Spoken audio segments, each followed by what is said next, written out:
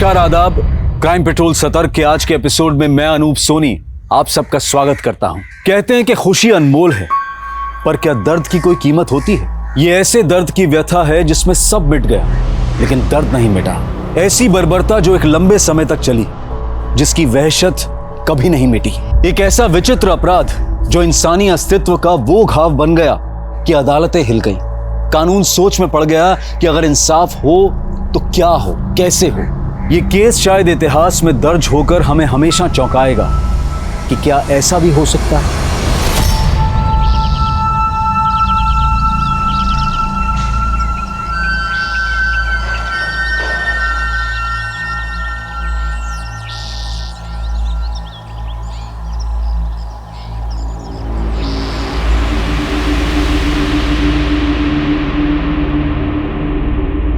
माधव जी, नाश्ता तो करके जाइए। तुम्हें पूजा पाठ से फुर्सत मिलेगी तभी तो नाश्ता होगा ना।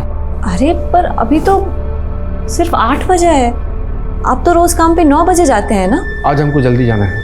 तो यही बात हमको कल रात को बता देते आप। गलती हमारी ही है तो हम भूखे चले जाते हैं।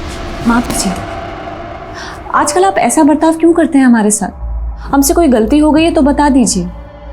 हमको नहीं मालूम कि गलत हम हैं या तुम, लेकिन पूरी तरह से सही कोई नहीं होता माधव जी, लेकिन हम आपका काम का दबाव समझते हैं। तभी तो आपसे कहते हैं ना कि जेठ जी से हिस्सा कर लीजिए। देखिए, हम अपना खुद का घर ले पाएंगे ना तो कम से कम ये किराए का सिरदर्द तो खत्म होगा ना। हम तुम्हें पहले भी बोल चुके हैं, हम भाइयों के मसलों में मत पड़ा कीजिए। साथ चलने वाला जब अचानक से आपको पीछे कर दे तो बहुत अजीब लगता है। हमने माधव को हमेशा उन मर्दों से अलग माना जो सदियों से औरत को कठपुतली की तरह नचाते आए हैं। पर क्या हम ये रीत तोड़ पाएंगे? क्या समाज हमें ये रीत तोड़ने देगा?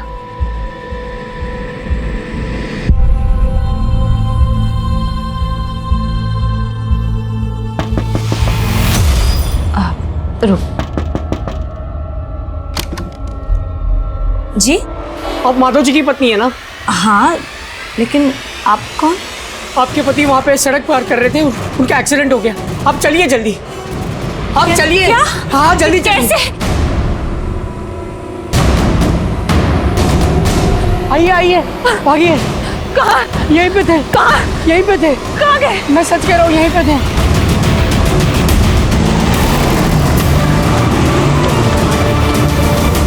मम्मी, मम्मी,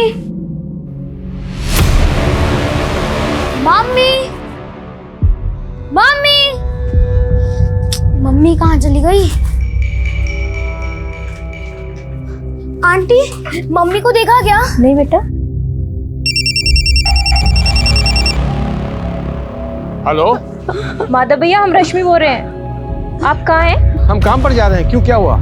वो करुणा दीदी घर पर नहीं है और बबली उनके लिए रोई जा रही है। करुणा घर पर नहीं है? अच्छा रुकिए, उसको फोन करते हैं हम। भैया, हमने उन्हें फोन किया था लेकिन हाँ, ये बात एक्टर नीलिमा सामने कीजिए।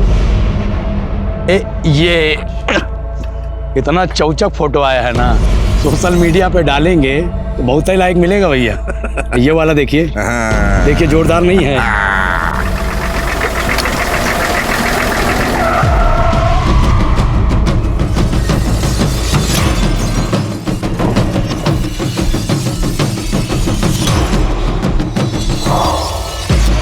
लो भाई, ले आए आपकी ये बुलबुल।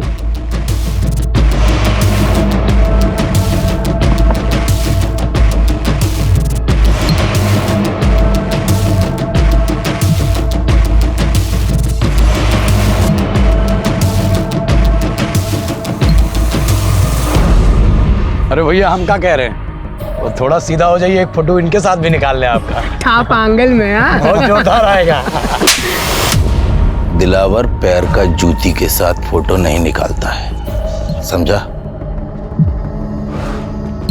होश में लाओ इसे।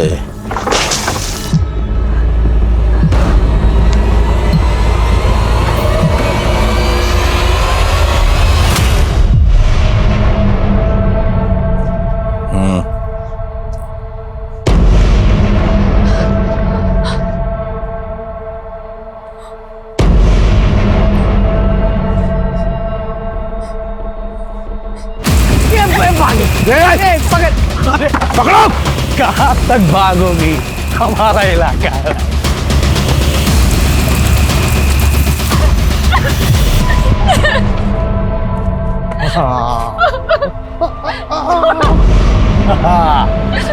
मछली तो पकड़ा गई। टांग टांग इसको टांग।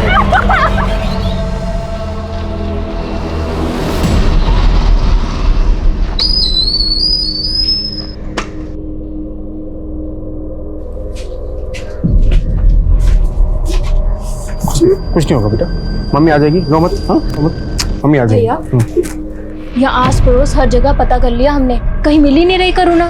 पापा पता नहीं मम्मी हमें अचानक छोड़ के कहीं चली गई है। रोते नहीं बेटा। हाँ हाँ हम कुछ करते हैं, मम्मा मम्मा आ जाएगी। हाँ रोते नहीं, कुछ करते हैं।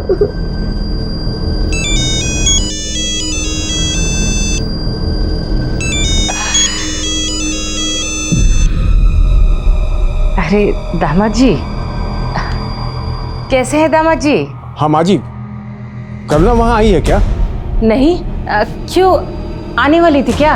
पता नहीं माँ जी, लेकिन यहाँ कुछ बिना बताए सबको बबली को अकेला छोड़ के कहीं चली गई। क्या?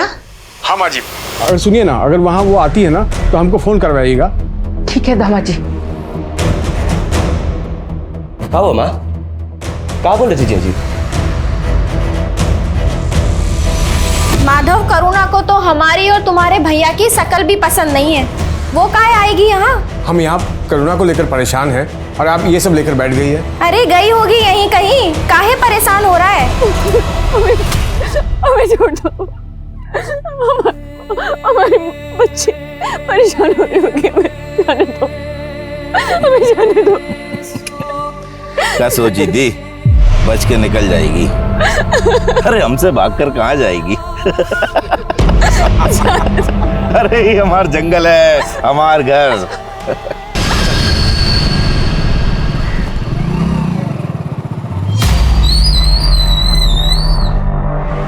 सर ये हमारी पत्नी करुणा। आपको कुछ अंदाजा है कि आपकी बीवी कहाँ जा सकती है? सर हमने अपने हर रिश्तेदार के यहाँ पता किया, वो वहाँ नहीं है, और हम इस मोहल्ले में 2 महीने पहले ही शिफ्ट हुए। करुणा यहाँ किसी को अच्छे से जानती भी नहीं है सर। आपको किसी पर शक है? सर हमने अभी कहा आपको, हम यहाँ किसी को नहीं जानते सर। सुबह से शाम हो गई लेकिन करुणा का कुछ पता नहीं चल रहा सर। घबराइए नहीं, शायद यहीं कहीं गई हूँ, वापस आ जाएंगे। लीजिए। करुणा हमारी बच्ची को ऐसे अकेला छोड़ के कभी नहीं जाती है ना, जा सकती है सर। आप ऐसे कैसे बात कर रहे हैं सर? 24 घंटे तक इंतजार कीजिए, अगर वो घर वापस नहीं आती है तो हम देखते हैं हमें क्या एक्शन लेना है।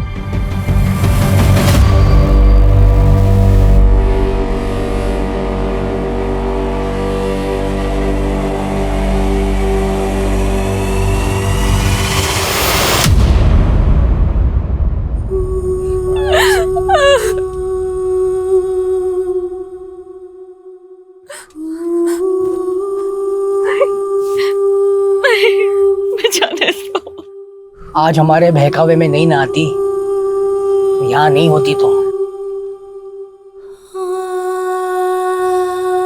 हम एक बार रहम कर भी देंगे,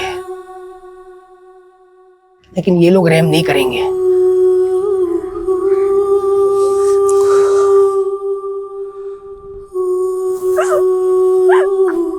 कौन हो तुम लोग?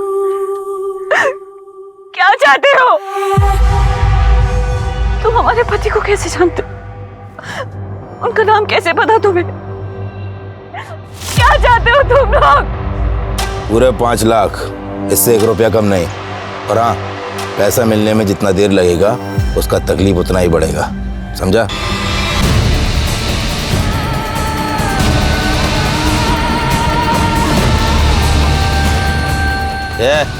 जल्दी कर, बहुत जोर की भूख लगी है। अरे का भैया, अबन तो खाए थे, फिर जोर का भूख लग गया। बकवास बंद कर, इससे खाना बनवाना है। बहुत दिन हो गए जनानी के हाथ का खाना नहीं खाया। जज एक बात पूछे हम, बुरा मत मानिएगा, कहीं आपका और दीदी का कोई झगड़ा वगड़ा तो नहीं हुआ था? क्यों? करुणा ने तुमसे कुछ कहा था क्या? नहीं, वो हमें क्यों बोलेगी, लेकिन आपकी बातों से लग रहा है कि जैसे कुछ हुआ था। हाँ, आजकल हम दोनों के बीच में कुछ अनबन चल रहा था, लेकिन हमसे झगड़ा कर कर वो तुम्हारे ही घर जाती ना। लेकिन वो तो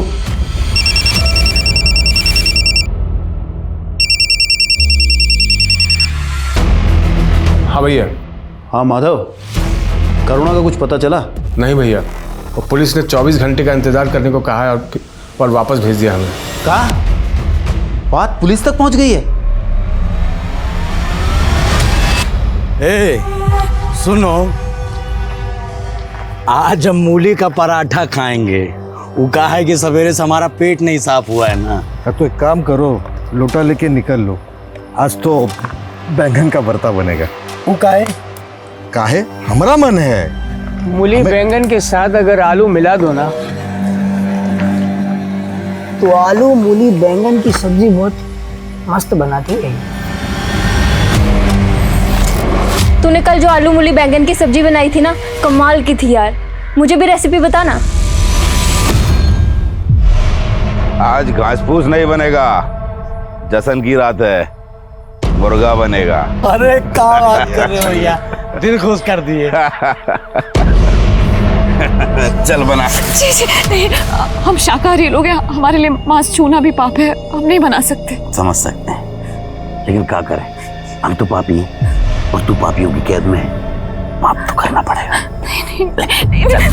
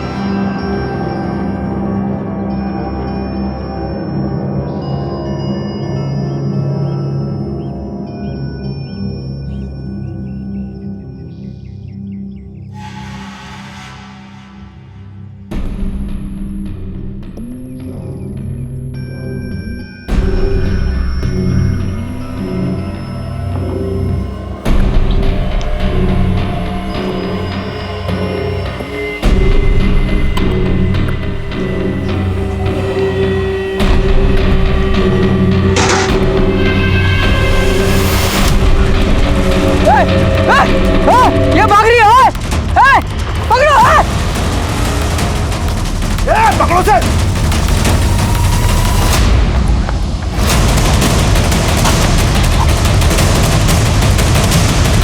रुक। एक काम करते हैं, दिन में से गुप्ता के पास छोड़ दिया करेंगे। गुप्ता को फोन कर।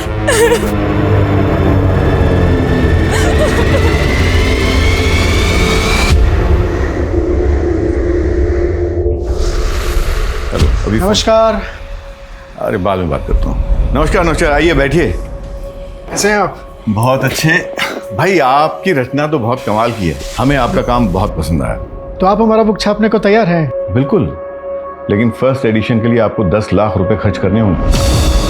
अरे पब्लिशर तो आप हैं, आप हमें पैसा देंगे ना बुक छापने का, और आप हम ही से पैसा मांग रहे हैं। देखिए, मार्केट में आपको कोई जानता तो है नहीं। माना कि आपकी कृति बहुत अच्छी है, लेकिन अगर मान लीजिए कोई किताब बिकी नहीं तो फेमस तो आप ही को होना है, उसके लिए कोई तो कीमत चुकानी होगी ना।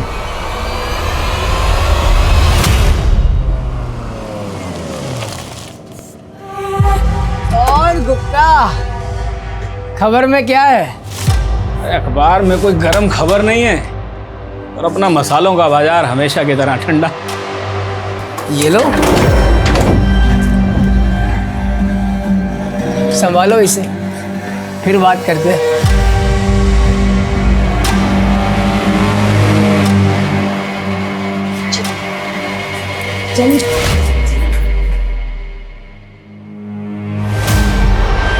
चलो नहा लो और इसे पहन लो, जल्दी से तैयार हो जाओ। दीदी,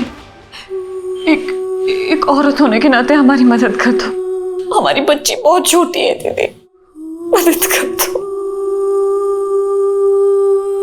हमें कुछ नहीं खाना नानी। पापा इतने दिन से बोल रहे हैं कि मम्मी आ जाएगी, लेकिन मम्मी अभी तक नहीं आई। मम्मी आ जाएगी बेटा, हाँ, पापा उसी को ढूंढने में लगे, आ जाएगी। तू खाना खा ले, हम बोल रहे हैं ना बेटा, मम्मी आ जाएगी, लो खाओ।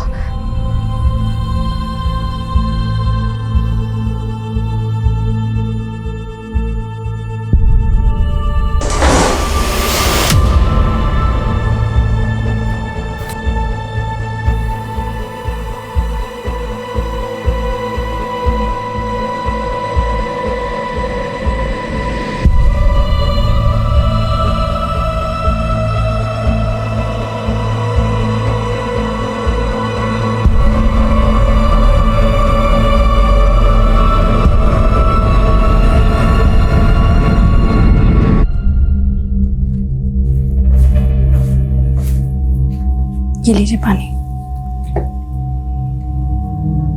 क्या हुआ, काफी परेशान लग रहे हैं? कुछ नहीं, सोचे थे अपना किताब की छपाई से कुछ पैसा मिल जाएगा तो स्वाति का इलाज करा सकूंगा।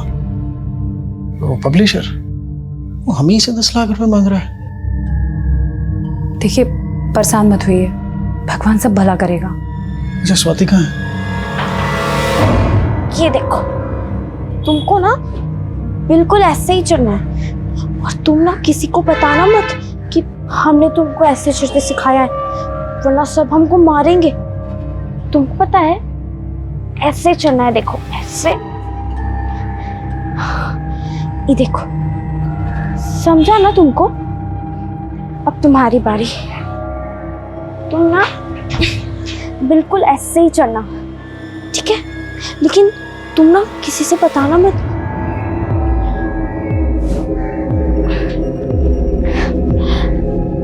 अरे वाह, तुम ना अच्छे से नहीं करोगे ना?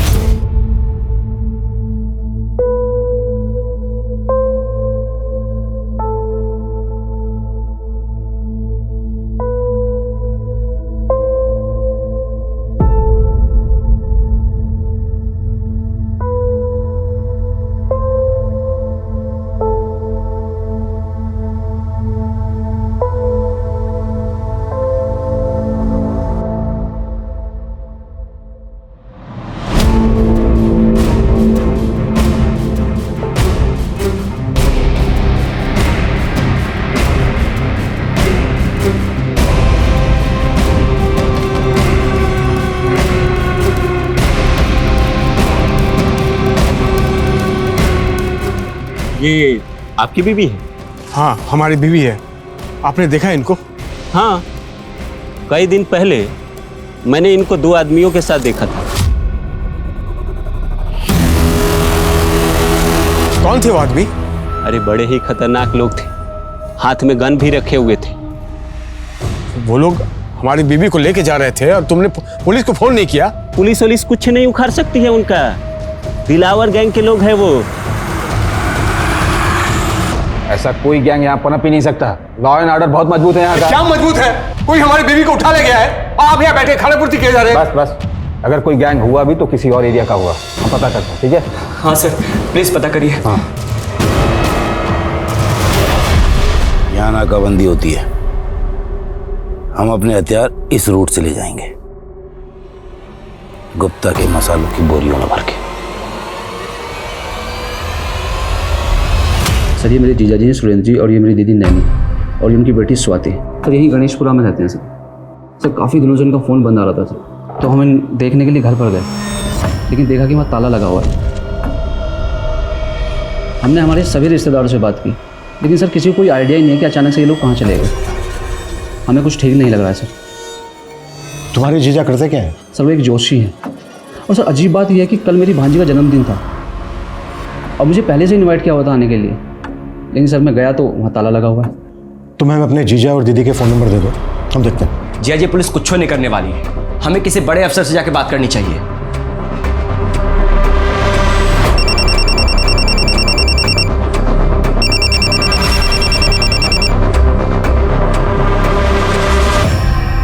हेलो। अरे तुम वही हो ना जिसकी बीवी को दिलावर के लोगों ने उठा लिया? आप कौन? समाज सेवक है, तुम्हारी मदद करना चाहते हैं। आपको हमारा नंबर कहाँ से मिला? अरे अब इतने दिन से यहाँ वहाँ बांट रहे हो, हमको भी मिल गया। अच्छा अब काम की बात सुनो, तुम्हारी मदद सिर्फ इसी शर्त पर होगी कि इन झंझट से तुम पुलिस को दूर रखो। आपको कुछ समझ में नहीं आ रहा आप क्या कहना चाह रहे हैं? अरे हम जानते हैं उन लोगों को, तेरी बीवी की कीमत पूछेंगे। कीमत? हाँ, छुड़ाने की। अच्छा सुन, कम से कम 2 लाख रुपए तो लगेंगे, क्रिमिनल लोग हैं ना वो। 2 लाख हम कहाँ से इंतजाम करेंगे? 2 लाख हमारे पास नहीं है। तो एक काम कर, 50,000 रुपये हमको दे दे, हम काम शुरू करते हैं, उसके बाद तू किस्तों में दे देना।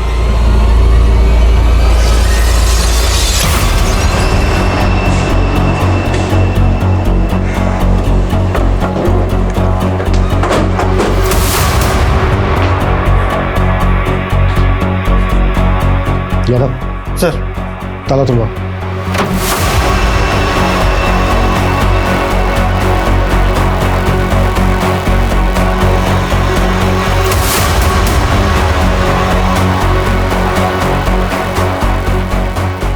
सर, यहाँ तो ऐसा कुछ भी नहीं मिला जो थोड़ा भी सस्पिशियस लगे। नहीं यादव, सस्पिशियस तो है। तुम्हें जरूरत से ज्यादा खुशबू महसूस नहीं हो रही?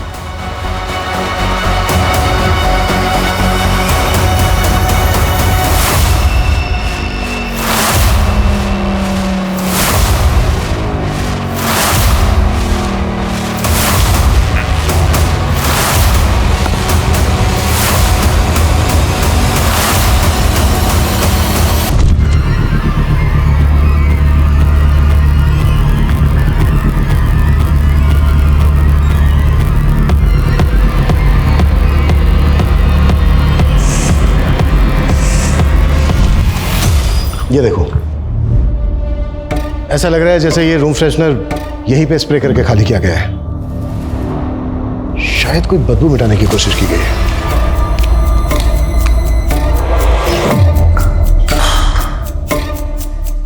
बदबू।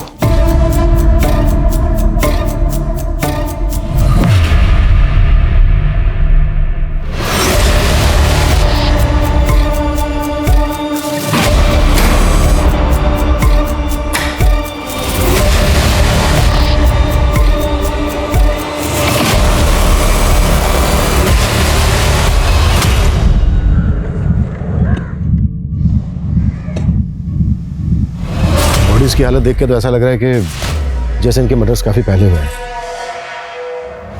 इन सब के मोबाइल फोन 10 दिन पहले 16 तारीख की रात से बंद थे। हो सकता है 16 तारीख को इनके मर्डर्स हुए हों। सर, घर के बाहर भी सीसीटीवी कैमरा नहीं और ना ही कोई ऐसे चांस मिले जिससे पता चले कि घर में चोरी या फिर कोई लूट हुई है। इस फैमिली की डिटेल्स पता करो। Okay sir.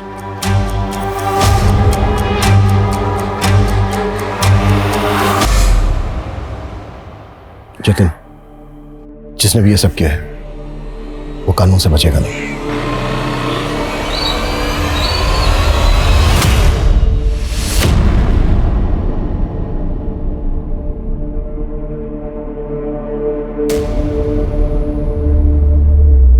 हाँ, मैं आ गया।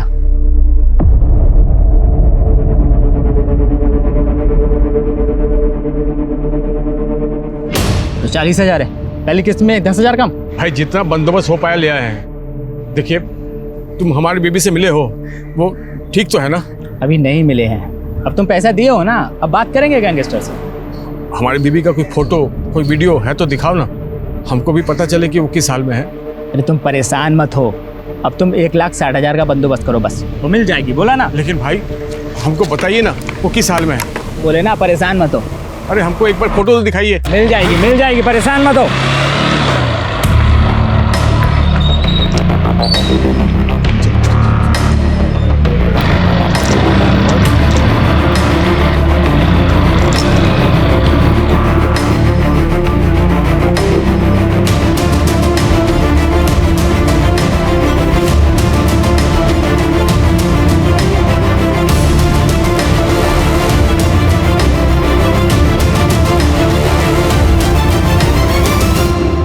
जतिन, बॉडीज को देख के तो ऐसा ही लग रहा है जैसे किसी की तुम्हारी दीदी और जीजा के साथ गहरी रंजिश हो।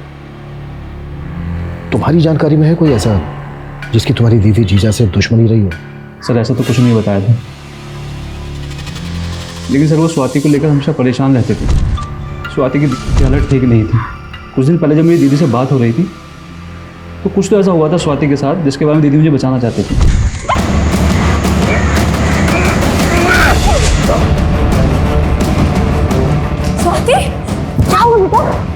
बहुत डरी हुई है, वो बिल्कुल बोल नहीं पा रही है, पता नहीं किससे इतना डरी हुई है। सर मुझे तो लगता है कि स्वाति को किसी ने मोलेस्ट करने की कोशिश की होगी। कौन था वो? सर इसका तो उन्हें भी कोई आइडिया नहीं था। ठीक है चेतन, अभी के लिए तुम जा सकते हो। जैसे ही पोस्टमार्टम हो जाएगा बॉडीज तुम्हें सौंप दी जाएंगी।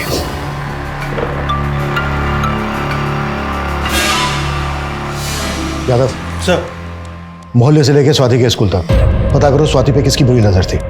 हो सकता है इन मर्डर्स का मोटिव इसी एंगल से जुड़ा हो। Okay sir. ये बर्तन वाली, खाना कब बनेगा? लगता है ठीक से सुना ही नहीं देता। ये तुझसे पूछ रहे हैं हम। सब सुन रहे हैं हम, टाइम लगता है, मशीन थोड़ी है, बर्तन ऐसे ही छोड़ दे क्या?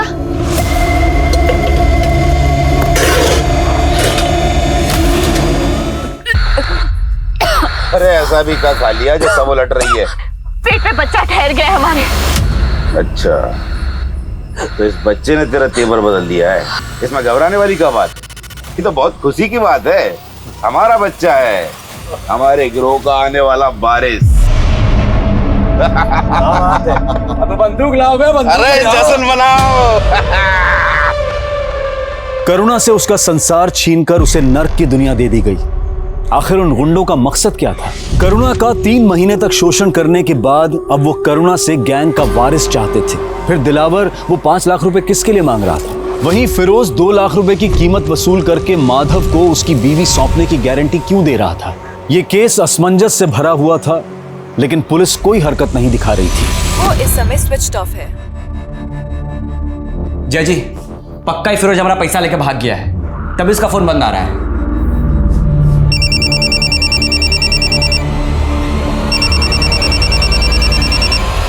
हेलो, तो हमारी जासूसी कर रहा था? पीछा कर रहा था हमारा? हम आपको पीछा नहीं कर रहे थे। आपको कोई गलतफहमी हुई है।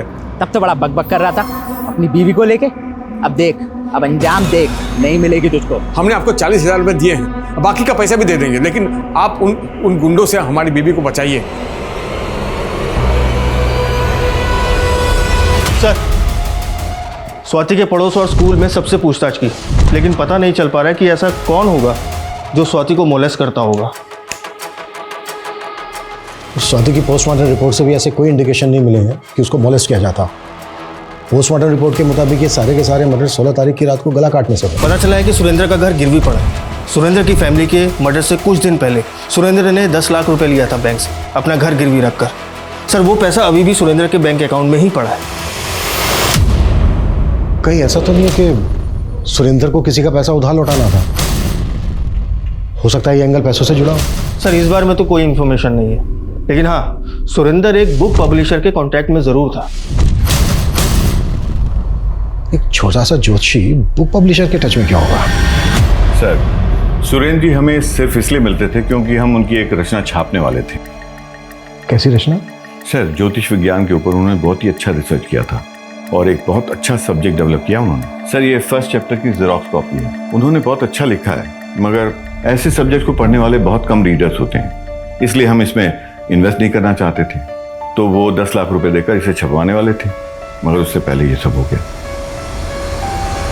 सर, दीदी और जीजा जी स्वाति के ट्रीटमेंट के लिए काफ़ी परेशान थे। उन्हें पैसों की सख्त ज़रूरत थी, लेकिन मुझे जहाँ तक याद है जीजा जी बोलते थे कि उनके पास एक स्क्रिप्चर है जो बहुत अनमोल है, जो उन्हें धनवान बना सकता है। फिर वो खुद पैसा देकर किताब भी छपवाएंगे।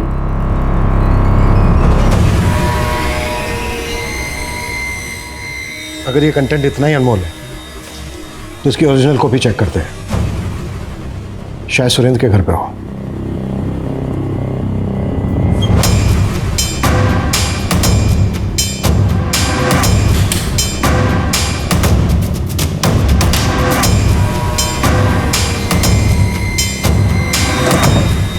सर, यहाँ तो ऐसा कुछ भी नहीं मिला जो इस जेरोक्स का ओरिजिनल हो।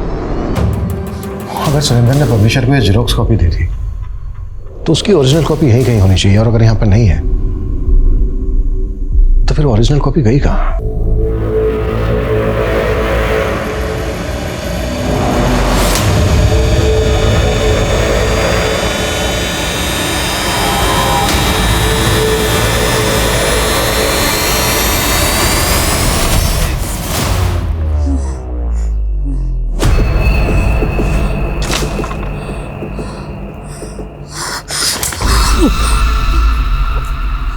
चलो आ जाओ, उस तरफ आ जाओ।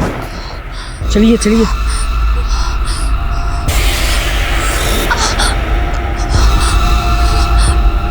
बैठ जाइए।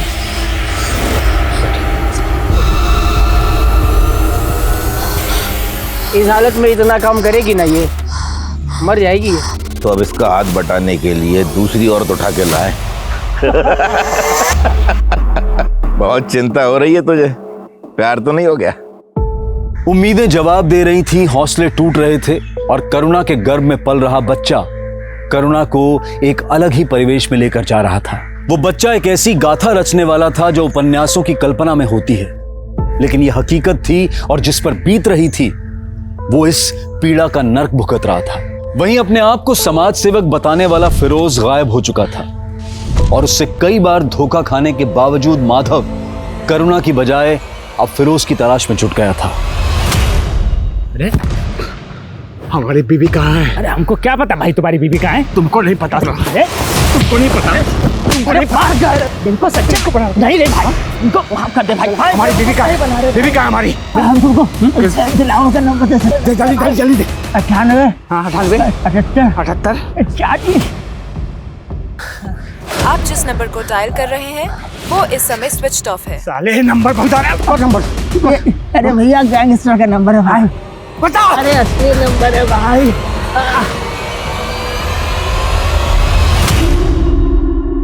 हाँ ये बहुत बढ़िया है, ये बहुत गजब का फोटो है, वाकई में गजब के फोटो खींच।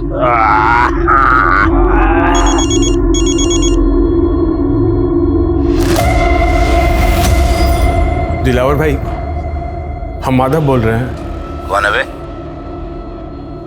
आपने हमारी बीवी को 7 महीने पहले अगवा किया था। हम आपसे निवेदन करते हैं कि आप हमारी बीवी को हमको लौटा दीजिए। तेरे पास हमारा नंबर कहाँ से आया? पुलिस है ना तेरे साथ? नहीं दिलावर भाई, पुलिस के चक्कर में हमें नहीं पड़ना है। हम एक काम करते हैं, आपस में समझौता कर लेते हैं ना। समझौता करेगा? अरे अगर पुलिस भी है तेरे साथ तो बोल दे, दिलावर किसी के बाप से नहीं डरता। रहम कर दीजिए इस कमजोर इंसान पर। ठीक है, कर देंगे। 5 लाख दे जा और ले जा। और हाँ, दोबारा फोन तभी करना जब पैसे हों तेरे पास। हेलो दिलावर भाई। सर, सुरेंद्र के कॉन्टैक्ट में इस हरीश नाम के आदमी का पता चला है। इस हरीश का सुरेंद्र के घर में पिछले 6 महीने तक काफ़ी आना जाना था। सर, ये हरीश भी एक ज्योतिषी है। पिछले 6 महीने तक इन दोनों की काफ़ी बातचीत हुआ करती थी, लेकिन अब ये दोनों कॉन्टैक्ट में नहीं है। सर, जिस दिन मर्डर हुआ था, अब कहाँ है? सर, जिस दिन हम पब्लिशर के पास गए थे उस दिन से इसका फ़ोन स्विच ऑफ जा रहा है। हम लोग इसके घर भी गए थे, लेकिन वहाँ भी ताला लगा है। तो क्या इस हरीश का पब्लिशर से कोई कनेक्शन है?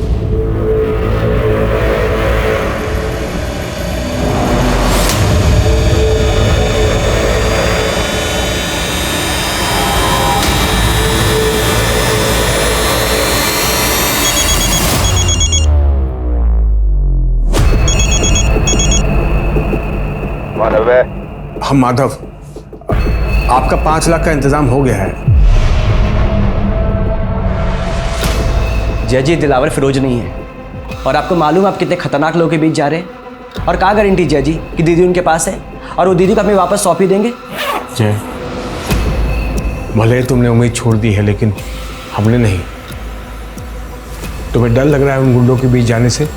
कोई बात नहीं, हम अकेले चले जाएंगे।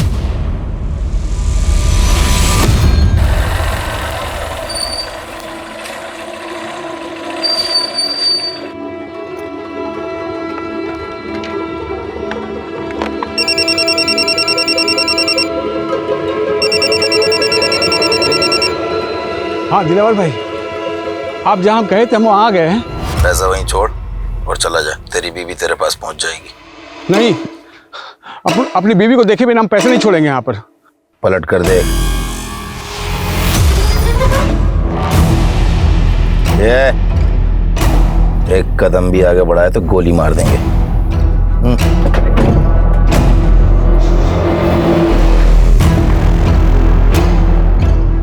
देख ली, अब बैग नीचे रख।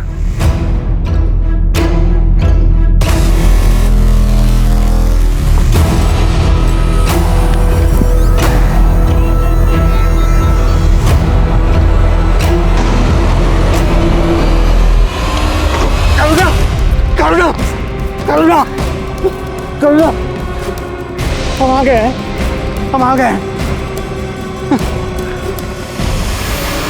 हमको हमारे घर छोड़ दीजिए भैया। 1 साल से इन्होंने हमें कैद कर रखा है। 1 साल? हाँ।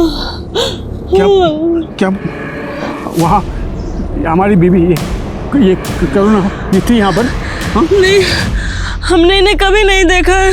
अब इनके चंगुल में कैसे आई? 1 साल पहले इन्होंने हमें अगवा किया, उसके साथ हमारे साथ रहे भी। आपको कहाँ रखे थे ये लोग? हमको ठीक से कुछ नहीं याद है भैया, बस इतना याद है चर्च वाली गली में वो हमको ले जाते थे। इसके अलावा हमको कुछ नहीं याद है भैया। हमको हमारे घर छोड़ दीजिए।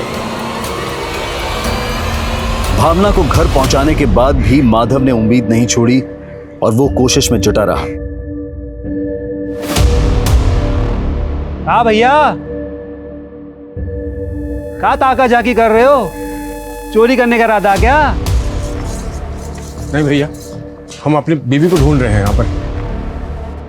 आपने ये हमारी बीवी करुणा, इसे देखा आपने? ये आपकी बीवी है? हाँ, हमारी बीवी है। तो कुछ लीजिए, बताइए, आपने देखा है क्या? भाई ये औरत रात के वक्त 2 आदमियों के साथ इस घर से जाती है।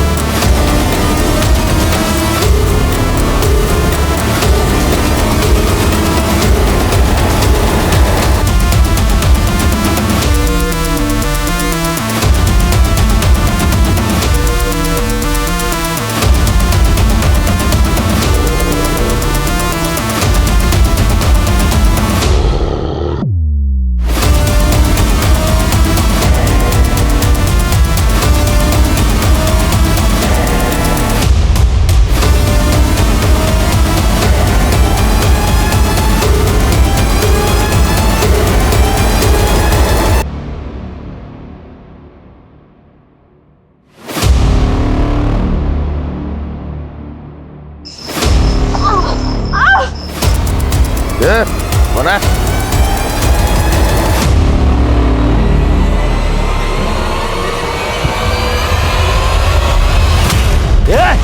ये उठो, निकम्मो, लड़की गायब है। हाँ? अरे लड़की गायब है, उठो जल्दी। जल्दी उठो।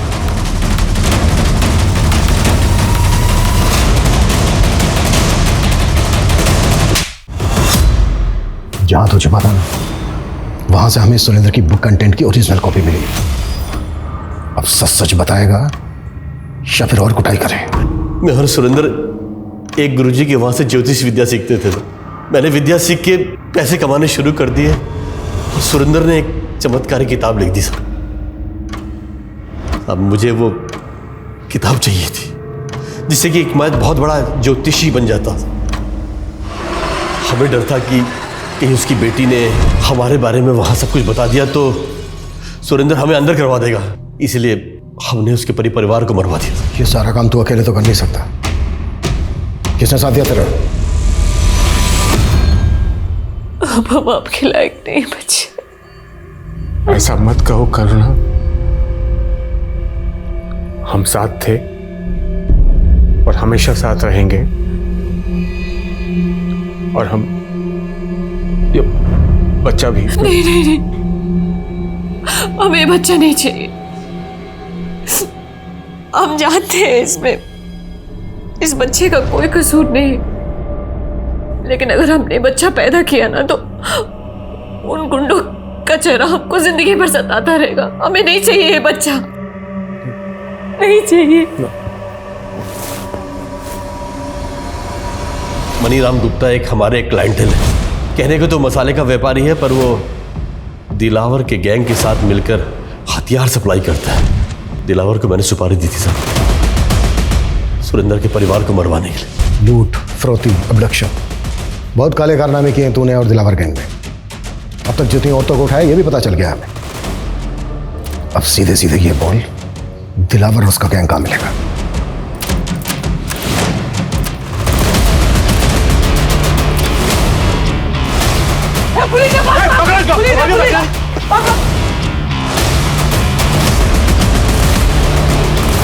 दिलावर और उसकी गैंग की गिरफ्तारी के बाद जल्द ही करुणा के साथ हुई उनकी नाइंसाफी का मुद्दा मीडिया में छा गया, जिसकी सबसे बड़ी वजह यह भी थी कि करुणा उस बच्चे को रखना नहीं चाहती थी और अदालत ने करुणा के अबॉर्शन पर रोक लगा दी थी, क्योंकि इससे करुणा की जान को भी खतरा हो सकता था। और अदालत की यह भी दलील थी कि चाहे वो रेप चाइल्ड है, लेकिन उसे इस संसार में आने का पूरा हक है। इसलिए अदालत का कहना था कि करुणा को वो बच्चा पैदा करना ही होगा। उसके बाद अगर वो चाहे तो इस बच्चे को अपना भी सकती है, और अगर चाहे तो किसी सरकारी अनाथ आश्रम में भी छोड़ सकती है। ये केस शायद इतिहास में दर्ज होकर हमें हमेशा चौंकाएगा। देखते हैं हमारे आज के एपिसोड की दूसरी कहानी। मधु। हाँ दीदी। आज लेट हो गया ना? हाँ। और काम भी खत्म नहीं हुआ। हाँ दीदी, बट कल थोड़ा जल्दी आकर कर लेंगे। चलो चलो अभी जाओ। दादा आप भी जाओ, कल सुबह देखेंगे, ठीक है? गुड नाइट दीदी। Good night.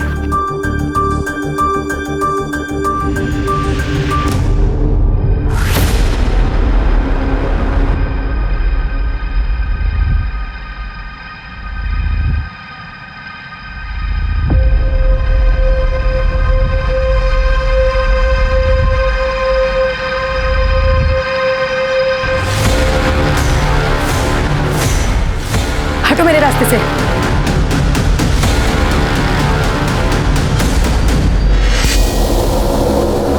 इतनी जल्दी में कहाँ जा रही? आज मौका मिला।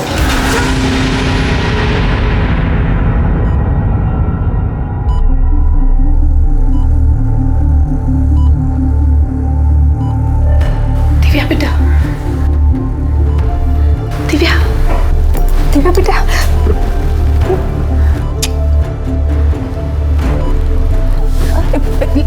लेटी रहो बेटा, तुम्हारी तबीयत ठीक नहीं है ना अभी?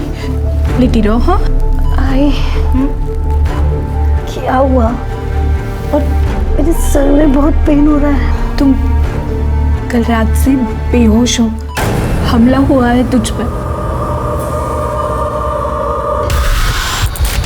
हाय, हाँ हाय, वो शबनम और उसके आदमी ने मुझे मारने की कोशिश की।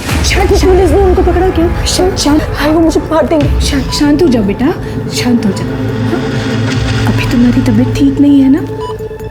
ठीक हो जाओ, फिर बात करेंगे। अब रोक ही रही हो? जब मैंने कहा था ये दुकान का तमाशा बंद करके इसकी शादी के लिए लड़का देखते हैं, जब तो माँ बेटी ने एक नहीं सुनी मेरी। अब नतीजा सामने है, भुगतो। सर, ये हॉस्पिटल है, आपका घर नहीं है। जब घर जाएंगे तभी कोसिएगा अपनी बेटी को। अभी उसे आराम की जरूरत है। प्लीज आप उसे आराम करने दीजिए। एक औरत का दर्द एक औरत ही समझ सकती है, लेकिन तब क्या हो जब एक औरत दूसरी औरत की जान की दुश्मन बन जाए। कई केसेस में महिला का सिर्फ महिला होना ही उसके साथ किए गए अपराध का बहाना होता है, क्योंकि अपराधी को लगता है कि महिला के साथ अपराध करके वो आसानी से बच जाएगा। और इस बच जाने की सोच को शह मिलती है हमारे सिस्टम के कुछ जंग लगे कलपुर्जों से, जो अपना काम ईमानदारी से नहीं करते हैं। अभी रिपोर्ट लिखा था। बताओ, किसने हमला किया था आपके ऊपर?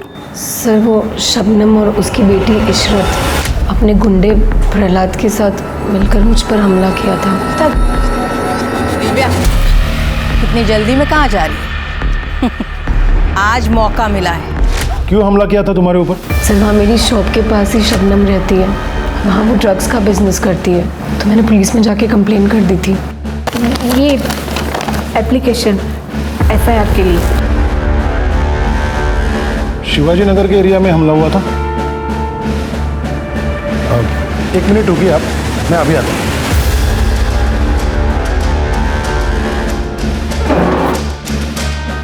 गिरफ्तार कर लो इसे। अरे ये क्या कर रहे हैं आप? मेरी बेटी को गिरफ्तार क्यों कर रहे हैं? उसने क्या किया है? हाँ? आपके बेटी के खिलाफ शबनम और इशरत के ऊपर जानलेवा हमला करने के साथ साथ शांति भंग और दंगा भड़काने की कोशिश की एफआईआर दर्ज है। हम तो पिछले हफ्ते से इसे ढूंढ रहे हैं, मगर ये हॉस्पिटल में जाके छुप कर बैठी थी। लेके जाओ इसे। अरे सर, ये आप क्या कर रहे हैं? अरे उसकी हालत तो देखी, ठीक से खड़ा भी नहीं रहा जा सकता उससे, और आप कह रहे हैं कि उसने दंगा भड़काने की कोशिश की। रिपोर्ट दर्ज हुई है तो गिरफ्तार तो करना ही होगा। साहब, ये सब शबनम और इशरत की साजिश है। मेरी बेटी के खिलाफ उसने कुछ नहीं किया। देखिए कौन क्या साजिश कर रहा है वो हम देख लेंगे। नहीं, आप हट जाइए, आप लेके जाइए उसे। नहीं, मेरी बेटी को मत लेके जाइए, उसने कुछ नहीं किया। प्लीज प्लीज सर, दिव्या साहब, मेरी बेटी ने कुछ नहीं किया, उसे छोड़ दीजिए, उसे गिरफ्तार मत कीजिए। मैं पैर पड़ती हूँ आपके साहब, मेरी बेटी ने कुछ नहीं किया। साहब, मेरी बेटी ने कुछ नहीं किया। लगता है एक बार की पिटाई से तुझे समझ नहीं आया, दोबारा पीटना पड़ेगा। नहीं नहीं, मुझे कुछ मत करना, नहीं प्लीज मुझे छोड़ दो, मैं कुछ नहीं करूंगी, प्लीज छोड़ दो मुझे। चुप कर, कौन मारा तुझे? कोई नहीं यहाँ पे, चुपचाप से सो जा। सोने भी नहीं देती।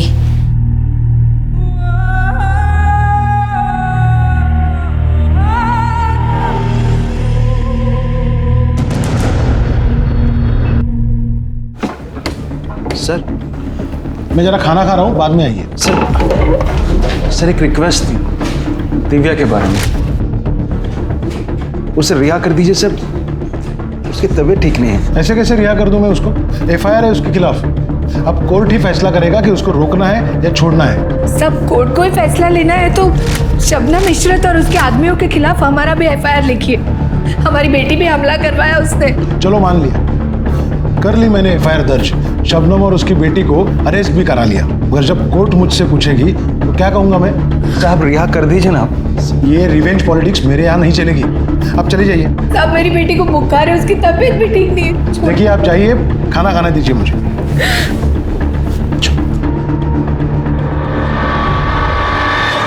क्या हुआ? घर में फिर से झगड़ा हुआ क्या माँ से? झगड़े तो ऐसे ही होते रहेंगे आलोक, जब तक हम लोग शादी नहीं कर लेते। फिर क्या बात है जो इतनी परेशान लग रही हो तुम्हें? कुछ नहीं हुआ। वो बताओ, तुम्हारा इंटरव्यू था ना जॉब के लिए, क्या हुआ उसका? वही जो हमेशा होता है, we will let you no.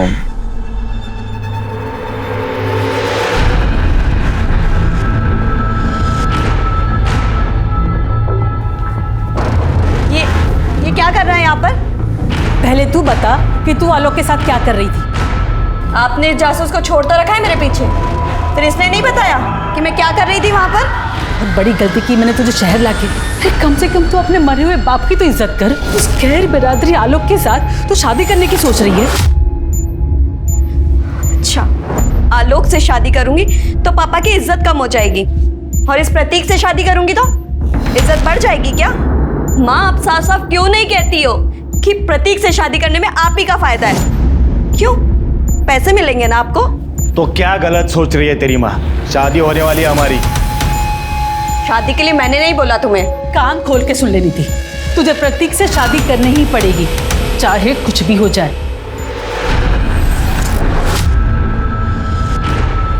नीति,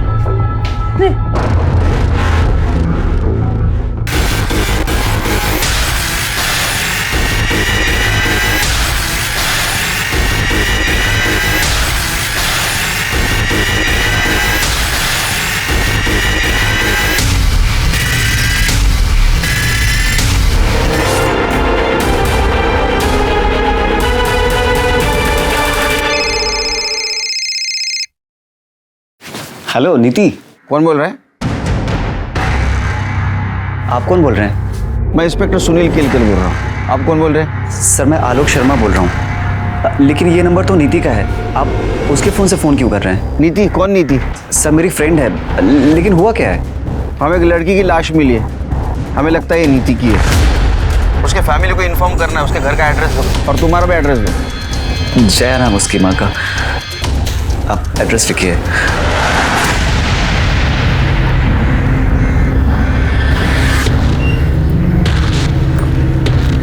ईश्वर जी, पुलिस तो हमारी बात ही नहीं सुन रही है। सब अब आप ही कुछ कीजिए ना प्लीज। सर, आपके बारे में बहुत सुना है। आप कितने बड़े सोशल वर्कर हैं। हमारी बेटी को आपकी मदद की जरूरत है, उसकी हालत बहुत खराब है। दिव्या आई।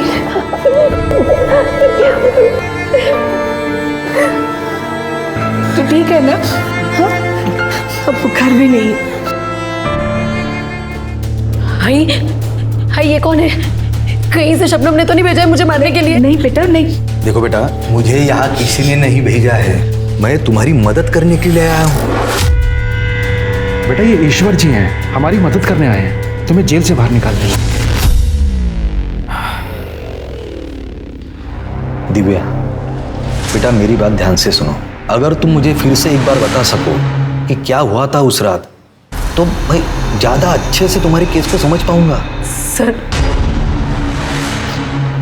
शिवाजी नगर में मेरी बुटीक है और वहीं मेरी दुकान के पास शबनम रहती है अपनी बेटी इशरत के साथ। इसी वो लोग ड्रग्स का बिजनेस करती है और उनके गुंडे आए दिन मेरे दुकान पे आए कस्टमर्स को छेड़ते रहते हैं। एक्सक्यूज मी, क्या आप विंटर कपड़े बनाती हैं?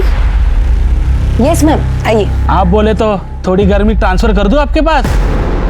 अरे मैडम का काम गर्मी से नहीं चलेगा, गर्मी मिटाने वाले से चलेगा, और उसमें तो मैं एक्सपर्ट हूँ। अरे अरे अरे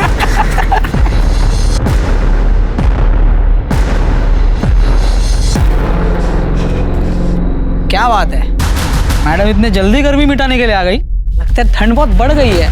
मिटा दो गर्मी। इसकी गर्मी ज्यादा बढ़ गई है, पकड़ो इसको। ये तो फिर से आ गई। ये तुम्हारे नशेड़ियों को काबू में रखो वरना अच्छा नहीं होगा। आज फिर मेरी कस्टमर को छेड़ा इन्होंने। ये अपना रोना धोना ना कहीं और जाकर कर। हमने बोला था यहाँ दुकान खोलने को, जो हमसे आके शिकायत कर रही है। ये एरिया तुम्हारा नहीं है जो हर एक काम तुमको पूछ के करूं। अगर नहीं सुधरे ना तो पुलिस में जाके तुम सबकी कंप्लेंट करूंगी। पुलिस में जाएगी? हाँ जाऊंगी। और ये तुम्हारा जो काला धंधा है ना, इसका काला चिट्टा पुलिस को पता के रहूंगी। देख लो भाई लोग, पुलिस में जाने का बोल रही है, तुम सबको जेल में भिजवाएगी। इसका क्या करना है देख लो तुम लोग। इसके पास जाएगी? हाँ, पुलिस के पास जाएगी। हाँ, पुलिस के पास जाएगी। छोड़ो उसे, पीछे पीछे। और तू आज आई तो आई, आज के बाद इधर दिखना भी मत। हर बार तुझे बचाने नहीं आऊंगी मैं। चल यहाँ से। किसी तरह से मैं भागी वहां से। मुझे अपनी दुकान को बचाना था, इसलिए मैंने जाके पुलिस में कंप्लेन की। पुलिस भी पूछताछ का बहाना करके वहां से लौट आई। फिर मुझे सबक सिखाने के लिए शबनम ने उसकी बेटी इशरत और प्रहलाद के साथ मिलकर मुझ पर अटैक करवाया। आज मौका मिला है, इसका नतीजा बहुत बुरा होगा। मेरे खिलाफ झूठा केस दर्ज करवाया उन लोगों ने, ताकि मैं टूट जाऊं, अपनी जुबान बंद रखूं, उनके बारे में किसी को कुछ ना बताऊं। पुलिस भी इन सब में शामिल है। मैंने कुछ भी नहीं किया है, मैंने कुछ भी नहीं किया है, मैंने कुछ भी नहीं किया। करो मेरी, वो झूठ बोल रही है।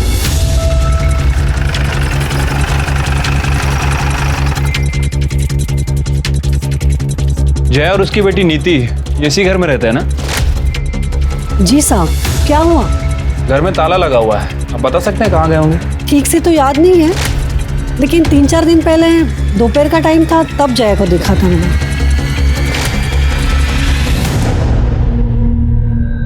ईश्वरचंद जी, हम हमारा काम पूरी ईमानदारी के साथ कर रहे हैं। अब दिव्या की फैमिली उसके लिए बेल नहीं करा पा रही, तो इसमें पुलिस की क्या गलती है? देखिए, आपको भी पता है कानून का अपना एक प्रोसीजर होता है, सब कुछ उसके अनुसार ही हो रहा है। अब इन लोगों ने दिव्या पर केस रजिस्टर कराया था, तो हमें तो उसे अरेस्ट करना ही होगा। वो सब तो मैं जानता हूँ इंस्पेक्टर साहब, और प्रोसीजर भी मुझे पता है, मगर जिस कानून की आप बात कर रहे हैं उसी कानून के हिसाब से बताइए कि दंगे करने के लिए किसी एक औरत को ही आरोपी बनाकर जेल में कैसे भेजा जा सकता है, जबकि एक पार्टी जेल के अंदर है और दूसरी बाहर आज़ाद घूम रही है। और हाँ, आपने तो इन लोगों के खिलाफ कोई केस तक दर्ज नहीं करवाया। क्योंकि कोई केस था ही नहीं। हाँ, मैं मानती हूँ इशरत और दिव्या का झगड़ा हुआ था, लेकिन वैसे नहीं जैसे दिव्या ने आपको बताया।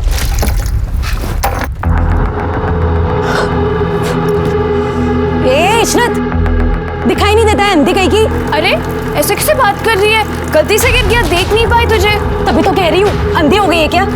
सारे कपड़े गंदे कर दिए मेरे।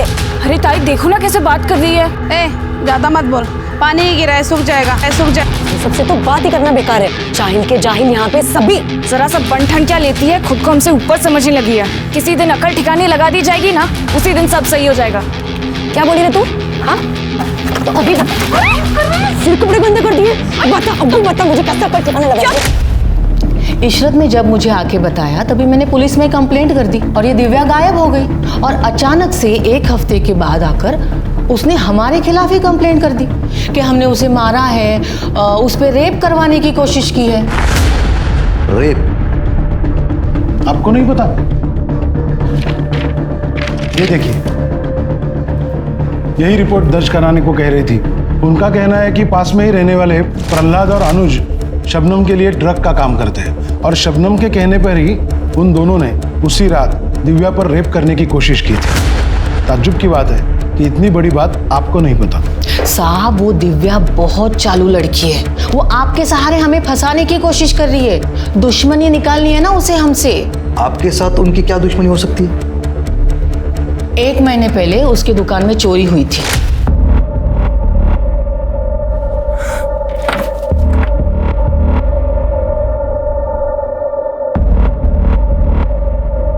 ज्यादा बड़ा नुकसान तो नहीं हुआ ना बेटा? बंद करो ये ड्रामा। मैं ये बात अच्छे से जानती हूँ, इस मोहल्ले के लोगों की हरकत है ये। सबके सब एक जैसे हो। मेरी दुकान बहुत चुभती है ना तुम लोगों को, इसलिए चोरी करवा दी। अरे भैया देखो, भलाई का तो जमाना ही नहीं रहा। कोई तुमसे तुम्हारा हाल पूछ रहा है और उल्टा तुम उसी पर दोष डाल रही हो। तो क्या तुम पर डालूं? कहीं ये चोरी तुमने तो नहीं करवाई? बहुत बुरा लग रहा है तुम्हें। ए जबान संभाल के, अम्मी है वो मेरी। इशरत चल यहाँ से, हमें रोकने की कोई भी जरूरत नहीं है। इशरत एफआईआर देखिए, आप ये एफआईआर की कॉपी देखिए। दिव्या ने उस चोरी में भी हमें नामजद किया था ताकि हमें जेल हो सके, लेकिन वो कामयाब नहीं हो पाई, इसीलिए उसने दूसरी साजिश रची जिससे हम जेल पहुंच जाए।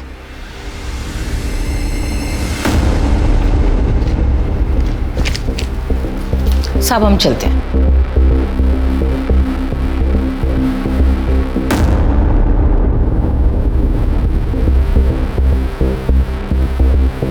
ईश्वरचंद जी, माँ बेटी दोनों मिलकर घुमा रहे पूरे मामले को। आपसे कुछ कह रही है और पुलिस से कुछ और। इंस्पेक्टर साहब, इस केस की सच्चाई जो भी हो, मगर एक सच्चाई जरूर है कि इस पूरे मामले में पुलिस ने एक तरफा कार्रवाई करके दिव्या को जेल भेजा है, जबकि उसकी हालत देखते हुए दिव्या को जेल में नहीं हॉस्पिटल में होना चाहिए था। मैं समझता हूँ, लेकिन सिस्टम ने मेरे हाथ बांध के रखे हैं। और ईश्वर जी, जेल के हॉस्पिटल में दिव्या का इलाज चल रहा है और दिन ब दिन उसकी हालत भी सुधर रही है। नहीं, जेल के हॉस्पिटल में नहीं, हम लोग दिव्या की बेल के लिए अप्लाई कर रहे हैं। पुलिस विरोध नहीं करेगी ऐसी मैं आपसे उम्मीद करता हूँ इंस्पेक्टर साहब। ठीक है, आप बेल के लिए अप्लाई कीजिए, पुलिस विरोध नहीं करेगी। जी शुक्रिया।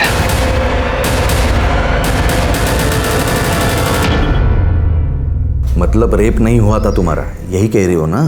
जी सर। ये बात तुमने पुलिस को बताई और मुझे क्यों नहीं बताया? सर, सब कुछ इतना जल्दी जल्दी हुआ कि कुछ भी याद रखना मुश्किल हो रहा था। मुझे कुछ समझ में ही नहीं आ रहा था मेरे साथ क्या हो रहा है। शायद इसलिए मैं आपको बताना भूल गई, मगर ऐसा नहीं है कि उन्होंने रेप करने की कोशिश नहीं की। देखो दिव्या, मैं तुम्हारी मदद करना चाहता हूँ, मगर इसके लिए तुम्हें मुझे सब कुछ बताना होगा, वो भी सच सच और शुरू से। जब मैंने आपको सब कुछ बताया वो सच ही है। नहीं, अभी पूरा सच नहीं बताया। शबनम के साथ जो तुम्हारी दुश्मनी है, जिसके खिलाफ तुमने चोरी की एफआईआर तक दर्ज करवाई थी।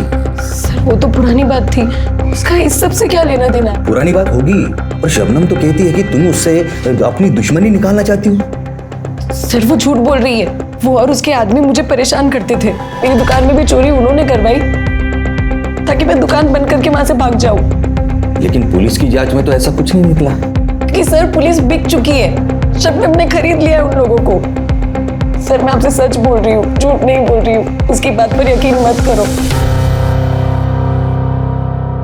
ये मामला तो ठंडा होने की जगह और भी गर्म होते जा रहा है। तुम कहो तो ठंडा कर देता हूँ। ये टाइम नहीं है इस चीज का। सर मैं नीति से प्यार करता था, ये बात सच है, लेकिन उसका मर्डर किसने किया, उसकी माँ कहाँ गई, मुझे इसके बारे में कुछ नहीं पता सर। तुम इतना अगर प्यार करते थे उससे तो 4 दिन से ना तो तुमने उसको कॉल किया ना तो उसका तुम्हें कॉल आया, ऐसा कैसा प्यार? सर पिछले 4 दिन से उसका फोन बंद आ रहा था। मैंने उसे कई बार फोन ट्राई किया, फिर मुझे लगा कि उसकी माँ ने फोन छीन लिया होगा लड़ाई झगड़े की वजह से। लड़ाई कौन सा? 4 दिन पहले मेरा झगड़ा हुआ था कुछ लोगों से। हटना जरा थोड़ा। देख नहीं रहा तुझे, बैठे हुए। भाई मुझे गाड़ी से सामान निकालना, आप उठ जाओ यहाँ से। और वैसे भी गाड़ी पे बैठने की जगह नहीं है। तो तू ही बता कहाँ जाकर बैठे। अरे भाई यहाँ से चले जाओ, आप कहीं भी बैठो, मुझे क्या करना है। बड़ा एटीट्यूड है तुझमें, है? निकलना पड़ेगा। अरे पागल हो क्या? छोड़ो उसे। हेलो साले यहाँ हमारी गुंडाई चलती है, नया गुंडा बनने की कोशिश मत करना, समझा? हेलो। नीति को लगा कि जिन लोगों ने मुझ पे हमला किया था उसकी माँ जया और प्रतीक के कहने पे किया था, ताकि हम दोनों एक दूसरे से मिल ना पाए। प्रतीक कौन है? सर जया उसकी माँ नीति की शादी प्रतीक से करवाना चाहती थी। नीति प्रतीक को पसंद नहीं करती थी। मेरी अलग कास्ट होने की वजह से उसकी माँ जया मुझे पसंद नहीं करती थी। इसी बात को लेकर उसकी माँ और नीति के बीच झगड़ा चल रहा था। नीति उस दिन मुझसे मिलके गई थी, बस उसके बाद से उसका फ़ोन बंद आ रहा था।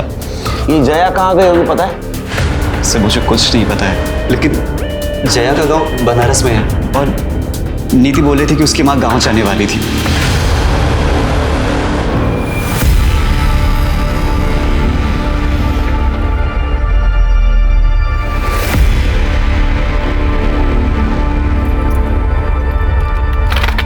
और पुलिस की क्या हाल है? परेशान होने वाली कोई बात नहीं है, सेटलमेंट हो रहा है धीरे धीरे।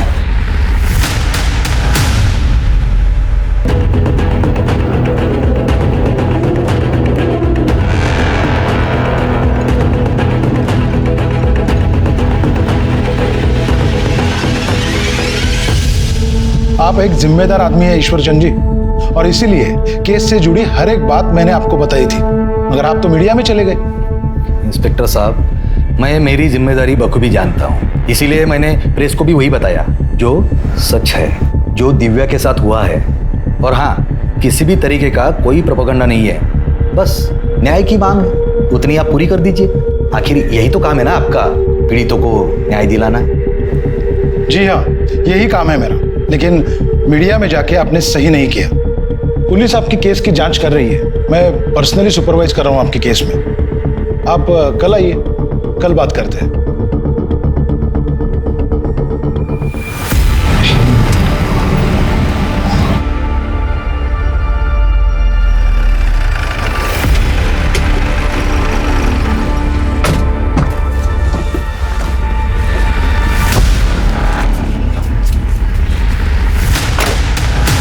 क्या सोचा था? तू मीडिया में जाएगी और हम जेल में सड़ते रहेंगे और तुम क्या करोगे? मजा मारोगे? हाँ? देखो, हमने पुलिस कंप्लेन की है, आप पीछे हटो। पुलिस कंप्लेन की है ना, यही सबसे बड़ी गलती की है। अब गलती की है तो हर्जाना तो भुगतना पड़ेगा। तैयार रहना।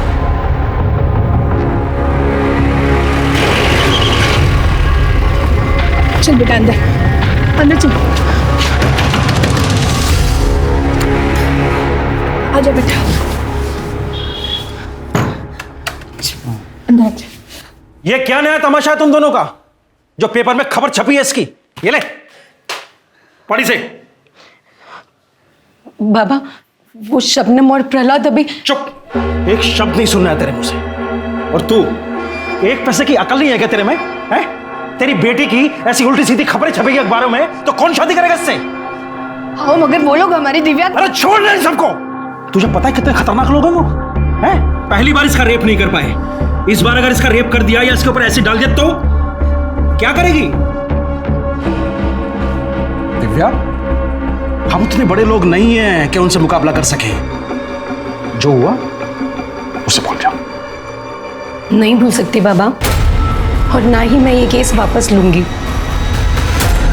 भाई, अब से आपको मेरे साथ आने की जरूरत नहीं है।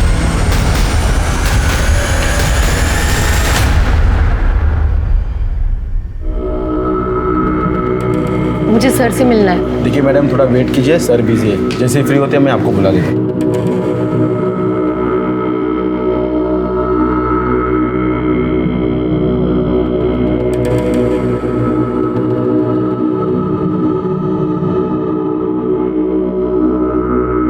ठीक है, रुक जाके मुझे बोलो। अरे तुम अभी तक यही बैठे हो? मेरे दिमाग से ही निकल गया था। तुम्हारे केस की छानबीन चालू है, मगर अभी तक कुछ मिला नहीं। सर वो शबनम और इशरत को आपने अरेस्ट किया था, लेकिन वो लोग तो जेल से बाहर है। उन्होंने बेल ले ली, जैसे तुमने ली थी। लेकिन सर वो लोग मुझे और मेरी माँ को धमकाने आए थे। प्लीज आप उन लोग को अरेस्ट कर लीजिए। यही बात शबनम और उसकी बेटी हमसे कह रही है कि तुम और तुम्हारी माँ उसके पीछे पड़े हो। अब अगर हम उन्हें अरेस्ट करेंगे तो तुम्हें भी जेल जाना होगा। जाना है जेल? ठीक है, कल आना। कल आराम से बैठ के बात करेंगे इस पर। बताइए क्यों बुलाया मुझे आपने? अरे वो पूछना था, नाश्ते में तू भुर्जी खाता है ऑमलेट खाता है? मतलब? नीति के मर्डर केस के बारे में बातचीत करनी तेरे से। तू शादी करने वाला था ना उसके साथ? शादी करने वाला था, की तो नहीं है। उसे तो उस आलोक से शादी करनी थी, मुझसे तो बात भी नहीं करती थी। तो ऐसा तो नहीं इस बात की खुन्नस निकालने के लिए तूने और जय ने मिलकर उसका मर्डर कर दिया? अच्छा, तो कोई सबूत है आपके पास? आपको जब भी सबूत मिलेगा ना, बुला लेना, आ जाऊंगा। सर क्या है? सर कितना बोल रहा है? एक रख के दूं क्या इसमें? 4 चम्मच शक्कर की चाय, दिमाग की बत्ती जला है। इसका बैकग्राउंड चेक किया था? हाँ सर, इसका बैकग्राउंड चेक किया था। एक लोकल नेता है, उसके लिए काम करता है, इसलिए फालतू की अकड़ भरी है इसमें। काफी केस भी है इसके अगेंस्ट मारपीट के। नीति के मर्डर वाले दिन ये कहाँ था, जरा पता करो। ठीक है सर। वैसे सर ये प्रतीक और जया, इन दोनों को ही नीति और आलोक के रिश्ते से बहुत ज़्यादा प्रॉब्लम थी। सर पॉसिबिलिटी है कि या इन दोनों ने इसका मर्डर किया या फिर किसी से करवाया है। सर आलोक सही कह रहा था। हमने बनारस में जया के गांव से पता किया। नीति के मर्डर के अगले दिन ही वो अपने गांव पहुंची। नीति के मर्डर के अगले दिन जया को लेके आओ। क्या भाई कल्याण, किसका कल्याण करने जा रहे हो?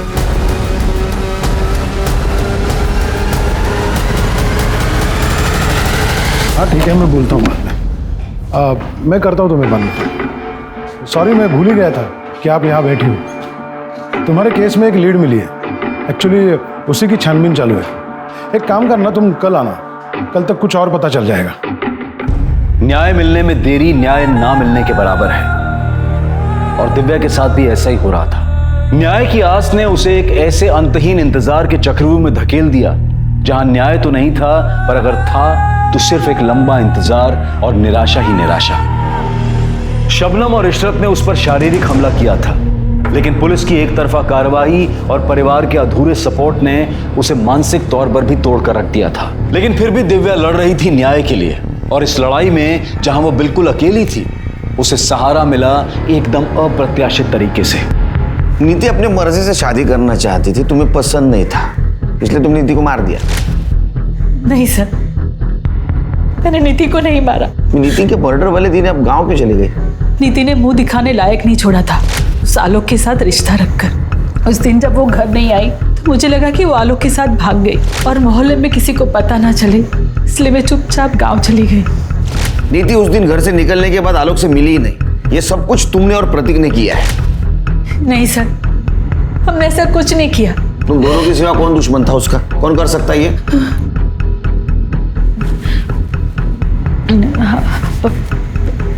प्रहलाद।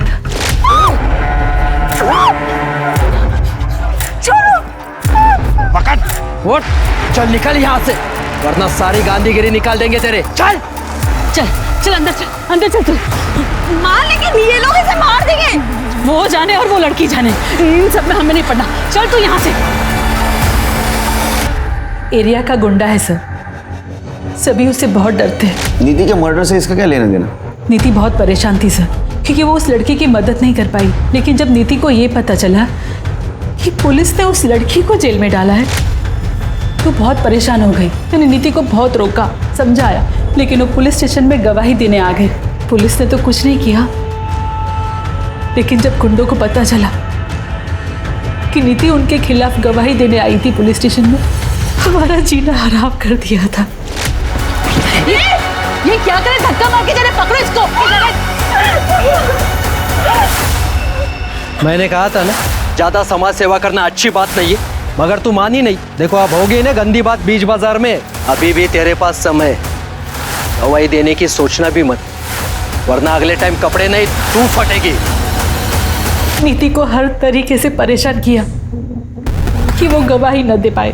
मैंने भी उसे बहुत रोका और नीति भी अपना मन बना रही थी कि वो गवाही से पीछे हट जाए। निकाल ली ना आप दोनों ने अपनी खुन्नस आलोक को पिटवाकर, लेकिन मैं भी पीछे नहीं हटूंगी माँ। शादी तो मैं आलोक से ही करूंगी। आपको जो करना है कर लीजिए अब। चुप, अब बात सिर्फ शादी की नहीं है, बात मेरी इज्जत की है। तुझे शादी तो मुझसे ही करनी पड़ेगी, फिर चाहे उसके लिए मुझे किसी भी हद तक जाना पड़े। इस बेशर्म को आलोक के आगे कुछ दिखाई नहीं देता। इससे अच्छा होता कि प्रहलाद इसे मार देता। आ गई ना दिल की बात जुबान पर माँ, तो अभी फालतू की केयर करना बंद कीजिए। अब शादी तो मैं आलोक से ही करूंगी, चाहे मैं मर जाऊंगी, और उन गुंडों के खिलाफ बयान भी दूंगी। बहुत सुन ली मैंने आपकी, अब नहीं सुनूंगी। उस रात हमारे बीच बहुत लड़ाई झगड़ा हुआ और दूसरे दिन सुबह नीति घर छोड़ के चली गई। उन गुंडों ने ही मारा है सर मेरी बेटी को। ये आलोक ने, क्योंकि वो आलोक के पास ही गई थी। किस पुलिस स्टेशन में था झगड़े का केस जहां नीति गवाही देने वाली थी? ये कैसी बात कर रहे हैं सर? इसी पुलिस स्टेशन में है वो केस। क्या? किसके पास? इंस्पेक्टर रवि पाटिल। तुमको मेरे केस से क्या लेना देना? मैं आया था तुम्हारे केस के बीच में, जो तुम मेरे इन्वेस्टिगेशन में टांग अड़ा रहे हो। क्या इन्वेस्टिगेशन कर रहे हो तुम? हाँ? सिर्फ घुमा फिराने की बात कर रहे हो ताकि वो लड़के फ्रस्ट्रेट हो जाए और हार मान ले। तुम मेरे बॉस नहीं हो जो मैं तुम्हें सफाई दूं। अरे तुम्हारे जैसे ऑफिसर का बॉस भी नहीं बनना चाहता। अपने काम से काम रखो और मेरे मामले में मत पड़ो। हेलो, ये अब सिर्फ तुम्हारा मामला नहीं रहा, समझे ना? मेरी विक्टिम नीति तुम्हारे पास आई थी गवाही देने के लिए। फर्जी गवाही दी थी उसने। कोई सबूत नहीं मिला हमें जो ये साबित कर सके कि उसकी गवाही सच है। तुमने कुछ सबूत ढूंढने की कोशिश ही नहीं की। नीति का मर्डर हो गया, दिव्या के आरोपी अभी भी खुलेआम बाहर घूम रहे हैं क्योंकि तुमने तुम्हारा काम ईमानदारी से नहीं किया। तुम जैसे गैर जिम्मेदार ऑफिसर की वजह से हम जैसे जिम्मेदार ऑफिसर के ऊपर लोग भरोसा नहीं करते। तो जाओ, निभाओ अपनी जिम्मेदारी, सुलझाओ केस को। मुझे लेक्चर देने की जरूरत नहीं है। करूंगा, ये सब कुछ करूंगा। मेरा केस भी सॉल्व करूंगा, दिव्या को भी न्याय दिलाऊंगा। You just wait and watch. एक पुलिस स्टेशन अपने ही थाने में दर्ज हुए दो अलग अलग मामलों में दो खेमों में बढ़ चुका था। नीति की हत्या और उसके संभावित हत्यारों के दिव्या के केस में जुड़े होने ने दिव्या केस में हुई पुलिस कार्रवाई की पोल खोल कर रख दी। दिव्या के केस की जांच पुलिस डिपार्टमेंट के लिए एक शर्म का विषय बन चुकी थी। पुलिस डिपार्टमेंट ने तुरंत ही दिव्या केस के इंचार्ज पीआई रवि सरना को केस से हटा दिया और दिव्या के केस की जांच भी नीति केस के इंचार्ज पीआई सुनील केलकर को सौंप दी गई। दिव्या, अब तक तुम्हारे साथ जो कुछ भी हुआ वो बहुत गलत हुआ है, लेकिन हम तुम्हें न्याय दिलाएंगे। सिर्फ हमारी मदद करनी होगी तुम्हें इन्वेस्टिगेशन में। शिरकी,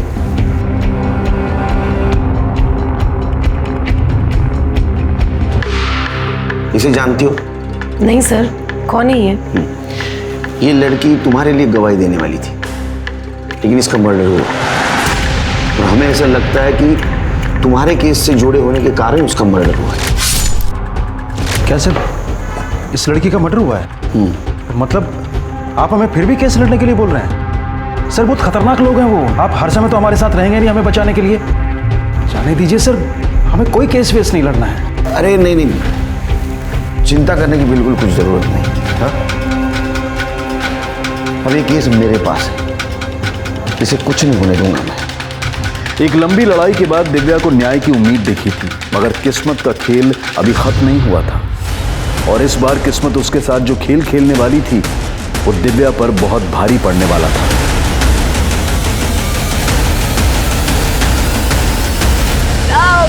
साहब मेरी बेटी को मार डाला मार डाला। गुंडे भेजे थे उसको मारने के लिए और पुलिस कुछ नहीं कर पाई। आपने बोला था ना मेरी बच्ची को कुछ नहीं होगा। ये रक्षा की मेरी बच्ची की आप लोगों ने। सर दिव्या घर पे अकेली थी। उसकी माँ बाजार गई थी और उसके पापा काम से गए थे। दिव्या को इस हालत में उसके पापा ने सबसे पहले देखा जब वो दोपहर में खाना खाने आए थे। किसी पड़ोसी ने देखा है या किसी को आते हुए?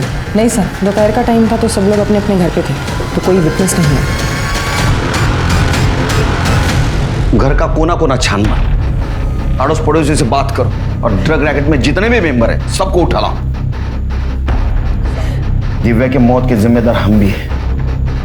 वो जिंदा थी, उसको इंसाफ नहीं दिला पाए, कम से कम मरने के बाद तो उसको इंसाफ दिलाएंगे। क्या बोले साहब, इन नशेड़ियों ने जीना आराम कर दिया। और वो दिव्या मैडम ने आवाज उठाई, क्या हुआ उसके साथ? हमें नहीं मरना ऐसी मौत।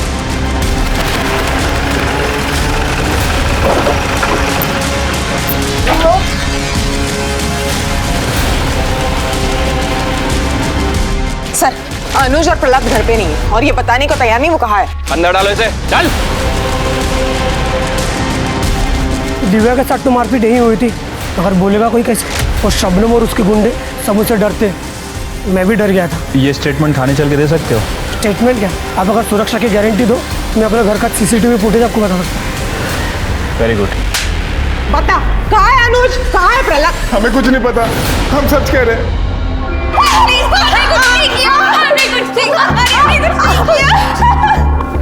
अरे तो पहले ही बता देना ना, मार खाने की जरूरत नहीं थी। हाँ चलो बोलो। पूरे इलाके में मेरा ही माल बिकता था, किसी की औकात नहीं थी मुझसे उलझने की। लेकिन जब से उस दिव्या ने दुकान खोली थी ना, तब से उसने मुझसे उलझना चालू कर दिया। कभी घर में आके हंगामा करती थी तो कभी यहाँ पुलिस स्टेशन में आके कंप्लेंट करती थी। और तुम्हें जब पता चला कि नीति उसके साथ है तो पहले नीति और बाद में दिव्या को रास्ते से हटा दिया। नहीं साहब, नीति और दिव्या के मर्डर में हम लोगों का कोई हाथ नहीं था। तुम्हारा हाथ कैसे नहीं? अगर नीति तुम्हारे खिलाफ गवाही देती तो तुम जेल जाती, और दिव्या अगर केस लड़ती तो भी तुम जेल जाती, तुम्हारा धंधा चौपट हो जाता। और तुम कह रहे हो तुम्हारा हाथ नहीं। हमारा ड्रग का धंधा अच्छा चल रहा था और ये दिव्या का मामला कुछ दिनों में ठंडा हो जाता था और बाद में वापस मैं मेरा धंधा शुरू कर सकती थी। तो फिर उन दोनों को मारकर हम लोग अपने ऊपर क्यों मुसीबत ले लेते? ये पुलिस वाला कौन? रवि पाटिल? हाँ साहब, रवि साहब को हफ्ता पहुंचता था हमारे पास से। ये प्रहलाद को कहाँ छुपाया? मुझे नहीं पता साहब, पिछले कुछ दिनों से ना फोन किया ना मैसेज। सर ये शबनम और इशरत तो अभी भी इस बात पे अड़े हुए हैं, इस मर्डर से इन दोनों का कोई लेना देना नहीं है। और सर वो प्रहलाद, वो भी अभी तक गायब है। उसको ढूंढो, क्योंकि इस गुत्थी की गांठ वही है। सर इस अनुज और प्रहलाद के बारे में एक न्यूज मिली है।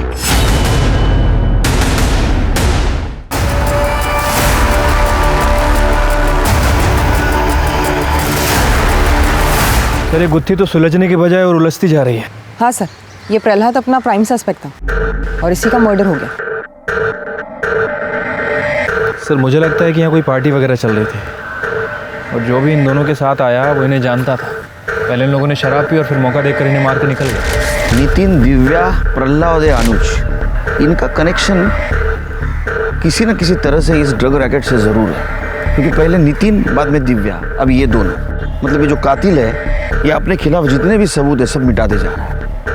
ये हत्याकांड की जड़ें इस ड्रग रैकेट से जरूर जुड़ी है। इसको खोदो, कातिल यही मिलेगा।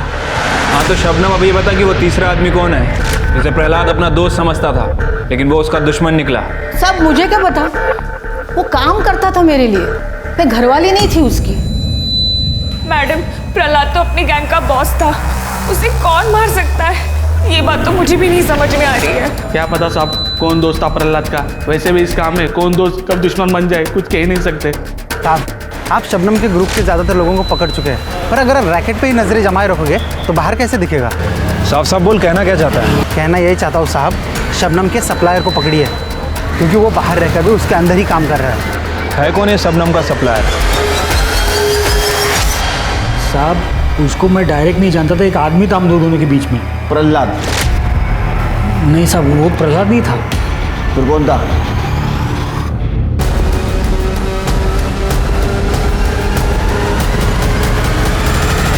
दीपक भाई अभी माल नहीं उठा पाऊंगा, पुलिस नजरें गड़ाए बैठी है चारों तरफ और शबनम भी जेल में है। मामला ठंडा पड़ते ही शबनम बाहर आ जाएगी उसके बाद ही तेरी सप्लाई तो मैं शुरू करूंगा।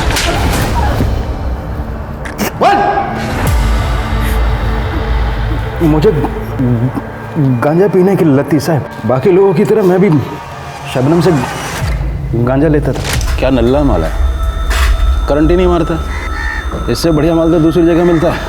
कमीने, मेरे ठेये पर बैठकर मेरे ही माल की बुराई कर रहा है। तेरे को नहीं अच्छा लग रहा है ना, तो जा कहीं और जाके मार। चल, खाली पीली कस्टमर्स मत बिगाड़ मेरे। यहाँ नाराज क्यों हो रही हो? आपा एकदम कड़क और सस्ता माल दिलवाऊंगा ना। एक आदमी को जानता हूँ मैं। आपा एक बार माल लेकर तो देखो, 2 पैसे तुम भी कमाओगी और इसी बहाने 2 पैसे मैं भी कमा लूँगा। कल्याण के कहने पर मैंने माल मंगवाया दीपक से। माल में दम था और कल्याण मेरे लिए माल लाने लगा। सब कुछ ठीक चल रहा था साहब, जब तक दिव्या ने वो दुकान किराए पे नहीं ली थी। मैंने कई बहानों से उसकी दुकान बंद करवाने की कोशिश की, लेकिन उसने मेरी एक नहीं सुनी। उल्टा रोज कोई ना कोई समस्या खड़ी कर देती थी। वो खतरा हो गई थी धंधे के लिए। उसे सबक सिखाना जरूरी था। हमले के बाद हमें लगा कि जेल में जाके शांत हो जाएगी, लेकिन हमें पुलिस से ही पता चला नीति के बारे में। हमें नीति को गवाही देने से रोकना था। मोहल्ले के लोग भी हमारे डर से चुप थे और पुलिस भी हमारी जेब में थी। लेकिन वो समाज सेवक ईश्वर आ गया बीच में और सारा मामला उलझ गया। इंस्पेक्टर रवि को सस्पेंड करवा दिया गया। हम सब खतरे में थे, इसलिए हमने सोचा कि तो तुमने जो साजिश रची थी उसका पहिया घूमकर तुम्हारे पास ही आ गया दीपक के जरिए। अब सड़ो जेल में। जिंदगी में चुनौतियां और रुकावटें तो आती ही रहती हैं।